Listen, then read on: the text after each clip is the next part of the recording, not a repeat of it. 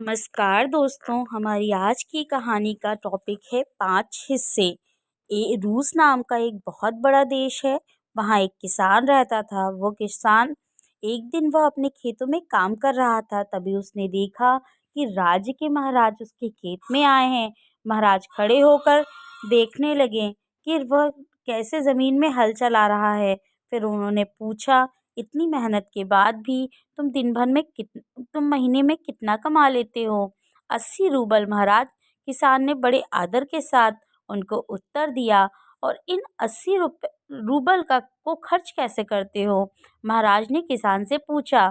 महाराज, मैं पूरे पैसों के 5 हिस्से करता हूँ। पहला हिस्सा राज्य के कर चुकाने में चला जाता है। दूसरे हिस्से से मैं अपना कर्ज चुकाता हूँ। तीसरा हिस्सा मैं उधार दे देता हूँ। चौथे हिस्से से घर का खर्च चलाता हूँ और पांचवें हिस्से को मैं दान में दे देता हूँ। राजा को ये सुनकर बड़ा आश्चर्य हुआ। वे समझ नहीं पाए कि कोई व्यक्ति हर महीने में उधार भी दे देता है।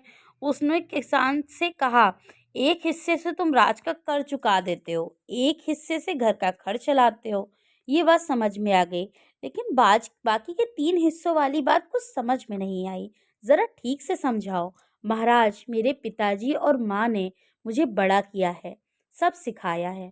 उन्होंने जो कुछ आज तक मेरे लिए किया वो मेरे ऊपर उधार है। अब मेरी बारी है उनकी सेवा करने के लिए, इसलिए एक हिस्सा मैं उनकी देखरेख पर खर्च करता हूँ। इस तरह मैं उनका कर्ज चुकाने की कोशिश करता हूँ। अब उधार देने वाली बात है। मेरा एक बेटा है। आज उसके खाने पीने की, पढ़ाई की, बाकी सारी ज़रूरतों को मैं पूरा करता हूँ। इस तरह मैं उसे उधार दे रहा हूँ। कल वह बड़ा होकर हमारी देखभाल करेगा, ठीक उसी तरह जैसे मैं अपने माता पिता की करता आया हूँ। और तब मैं समझूंगा कि मेरा वो उधार चुका रहा है। रही बात दान करने की, तो एक हिस्सा मैं अपनी बेटी के लिए खर्च करता हूँ। जब वह बड़ी हो जाएगी तब मैं उसका विवाह कर दूंगा। वह हमें छोड़ कर दूसरे घर चली जाएगी। इस तरह जो कुछ भी मैं उसके लिए करूँगा, दान समझ कर ही करूँगा। पूरी बात समझने के बाद महाराज बहुत प्रसन्न हुए। उन्हें मान लिया कि किसान बहुत ही चतुर और हाजिर जवाब हैं, और उन्होंने किसान को अपना न्याय मंत्री नियुक्त कर दिया। दोस्तों, अगर आपको हमारी कहानी अच्छी लगी हो तो प्लीज़ मेरे वीडियो को लाइक एंड चैनल को सब्सक्राइब करना ना भूलें, और मुझे अपना प्यार एंड सपोर्ट बनाए रखें। Thank you for watching and keep supporting. Bye bye.